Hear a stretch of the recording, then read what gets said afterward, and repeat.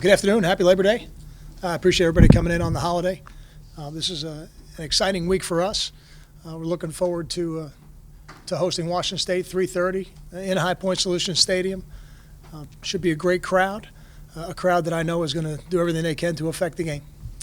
They're a very well-coached football team. Coach Leach is one of the more prolific coaches of the passing game in the history of college football. So it's a tremendous challenge for our defense this week, and they've got a new defensive coordinator, somebody with a Missouri background. They've played really, really good defense on a high level at Missouri the last couple of years. I know he's bringing some of that system with him to Washington State, and that's going to present some challenges for us on offense.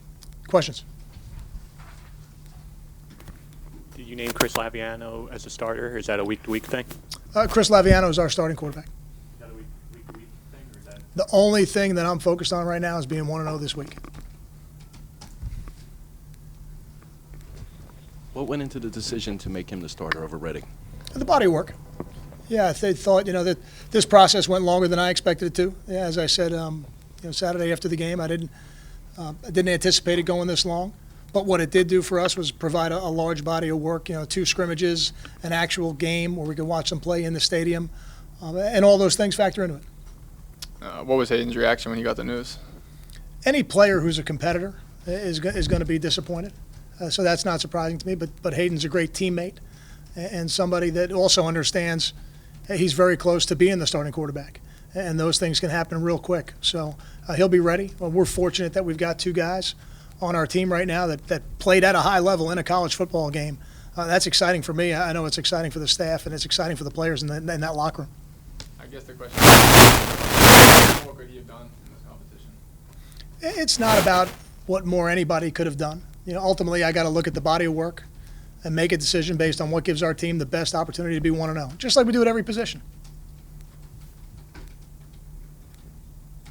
Be it Chris or anybody else, does the off-field transgression play into that at all? Like, obviously one guy didn't get in trouble and one guy did, and the battle was close all camp. Did you consider that at all? I think everything gets weighed in. We had a curfew situation in training camp. We dealt with it. Chris didn't play in the first half because of it, and we've moved on. At that point, we've dealt with it and we're moving forward. Coach, in the second quarter, after the run by Redding to get that first down after he was flushed out of the pocket, next play he finds Patton. Patton makes a great catch to keep the drive going. Can you talk about his contribution to the team and what he really means? Obviously, people talk about Leonte and Janarian, but how important is Patton to this team and his possession? Yeah, we've got multiple receivers, I think, that can really affect a football game.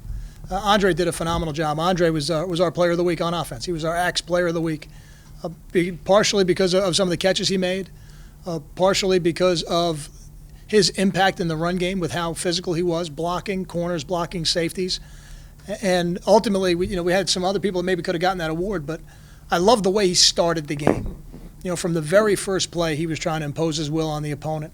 And with Leonte not being available, obviously other people have to step up, and he took it upon himself to do that. So Andre has really done a nice job of moving to the next level, and now he's got to be consistent doing it week to week. We saw flashes of it last year. He had some games that he really affected, and now I think he's getting to that point where if he can continue to do it, he'll show that he can be a guy who affects every game.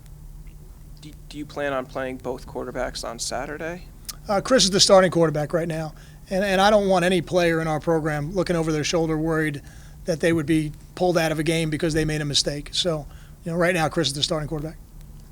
Kyle, do you have any position changes to help out the secondary? Maybe Justin Goodwin. I know last season he made a big play against Washington State. Is there any thought into going into that? Not at this time. It's as I said before, everything's on the table every week, but to this point we have not. Kyle, did Portland State give you a map in a lot of ways to beat Washington State the way they controlled the ball? I think their coach said, college football. I've seen that description about you. Did they give you sort of a guide to beat them? What they did was they ran the ball very effectively. Now, the way and the method they used to run the ball is a little bit different than what we do. They run the quarterback quite a bit. They do it from spread sets quite a bit. So did we see some formations and things like that look like things we do? We did. Did they play a physical brand of football? They did. Is that something we like to do? That's certainly something we like to do. So, in every game film you look at, you try to pick out what applies to us. Now, that game was also a bad weather game, and that factors into it as well. Coach, can you talk about your confidence in the young corners and how many of them you plan to play on Saturday against the air raid attack? Yeah, we plan on playing them all. I think they're all going to be out there at one point or another. And the good thing about that is as you move them in and out of the game, you can continue to coach them through the game. And I think that's important. And my expectation level is that they're just going to continue to get better. I believe that. They performed better in training camp at times than I thought they did necessarily in the first game. And that's part of being a young player, out there for the first time in a game. Well, this week it won't be their first time in a game, but they're going to be challenged in a much different way because they're going to see a passing offense that is as complex as any passing offense in college football, run by somebody who's probably had more success throwing the football than anybody in college football. So we're going to be challenged in different ways, but I expect them all to play, and my only expectation for them is that they'll continue to get better. Do you feel that Austin and Wharton progressed as the game went on? It was a little shaky in the first series, obviously. I thought both players got better as the game went on. Kyle, you said you wanted a quarterback to win the locker room. Did Chris win the locker room? I really feel like they both did. As I said on Saturday after the game, I really expected 7 to 10 days to decide it, and I thought somebody would pull ahead and it would be very clear. This was a very difficult decision because both players played at a high level. So that's both an issue, but a real positive for the football team. It made the competition move out a little bit longer in the calendar than I expected it to. But ultimately, as you talk to our players, and you'll get a chance to talk to some of them today, you're going to find out that they've got tremendous confidence in both those quarterbacks. And as we go through the year, there's always a good chance you're going to need two of them, at least. Is there anything specific you can share that separates the two of them? I wouldn't want to do that because I don't really want to share what we see as a staff as maybe the deficiencies of any of our players and give those things up in game planning to our opponents. Coach, what makes Josh Hicks dynamic as a running back, and how has he improved since last season? He's powerful and explosive. And when I say powerful, I mean he's very difficult to tackle with one guy or with an arm. If you don't fit the tackle perfectly, he's very tough to get on the ground. And then as he does get through the first and second level of the defense, he's explosive. He can run away from you. And that's a unique combination. Josh is a special guy.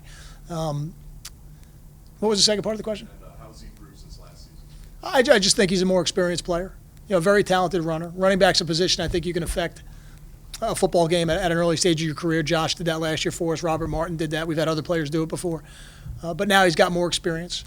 And as you get more experience, you become a better pass protector. You become a better receiver. You understand how you fit into some of the pass concepts, even when you're not going to get the ball. So he's a much more complete player now than he was last year. But he's not the player he's going to be as we move forward. He's still got some things he can improve on, and is going to continue to do that because he's working hard at them. Coach, there were some question marks on the offensive line coming in. You discussed a rotation, maybe up to 7 guys. What's your assessment of their first week, and did any player on that line stick out to you specifically? I still feel like we have 5 starters. I believe there is a separation there. I think Dorian Miller has done a really good job of moving himself along as a player. I'm pleased and eager to get back out there with him. We had a run through today. We'll practice tomorrow. I'm pleased with what they did. I really believe we can be better. And I think we could be better in the run game. I think we could be better in protection. And to answer the final part of your question, I thought Keith Lumpkin really played like a fifth-year senior left tackle should play. I was very pleased with how Keith played, not just in his performance, but in his effort and his ability to finish plays.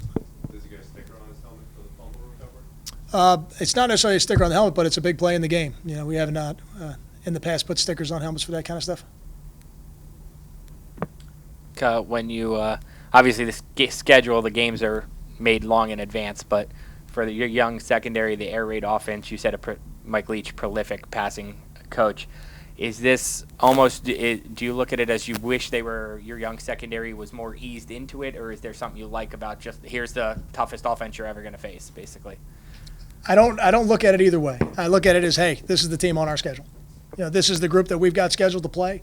So we got to, as a staff, do everything we can to put our players in the best position to be successful. And as we do that, what makes it great is we've got competitive players. Our young secondary may be a little bit inexperienced, but I know that they are eager for the challenge, and they're looking forward to the challenge. Kyle, last year Mike Leach had some things to say about recruiting New Jersey, and has that come up at all this week in getting ready for the game? It hasn't come up. It hasn't come up. I'm trying to remember what it was. I remember I made a comment about it last year. I know this. In our state of New Jersey, we've got some of the best high school football programs in the country, some of the best high school football coaches in the country, and we produce a lot of good players. And a lot of those players are going to be playing in Scarlet Knight uniforms on Saturday, and I'm excited about that. And then looking at the X's and O's of this game, you'd said in training camp that you could see two fullbacks having roles in this offense. Now that Anthony Folkerts is that second guy, what do you like about him, and could he help out Sam Bergen at fullback? When we recruited Anthony, I would say I didn't see him in that role. I thought he would be the traditional on-the-line tight end, and that was the evaluation that we had made. And as we get the tight ends in our program, we always put them in the backfield because we want to see which guys will be able to give us the flexibility to move them on the ball, to move themselves off the ball, to flex them out. And we were really impressed from the very beginning with Anthony's ability to do some traditional fullback type stuff, and that's why we've got him in that position right now. So the fact that he's been able to do that as a true freshman, I think we recruited him thinking we were recruiting a traditional Y and he was going to be an impact player for us. But he actually ends up being a little bit more versatile than we thought in the recruiting process.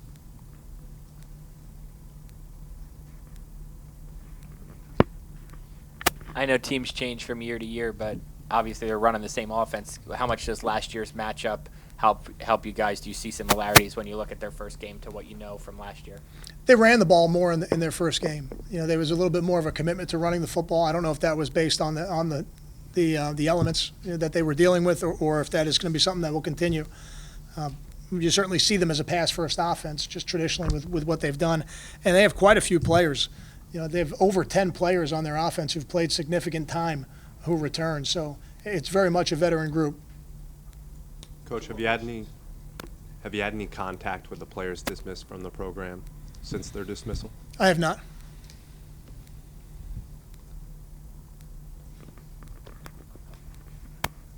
It seems like Andre Hunt always seems to make a play when he's in there. Just what does that say about him that he doesn't probably know what his role is going to be week to week, but he sends a step up when he's in there?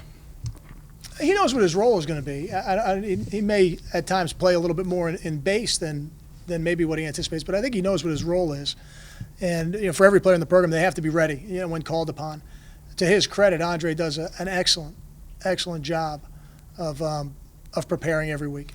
And because he does such a great job preparing, so he's such an intelligent player, what's great about that is you can put him in different roles week to week and trust that he is really going to, by game day, have mastered those roles mentally because they're challenging.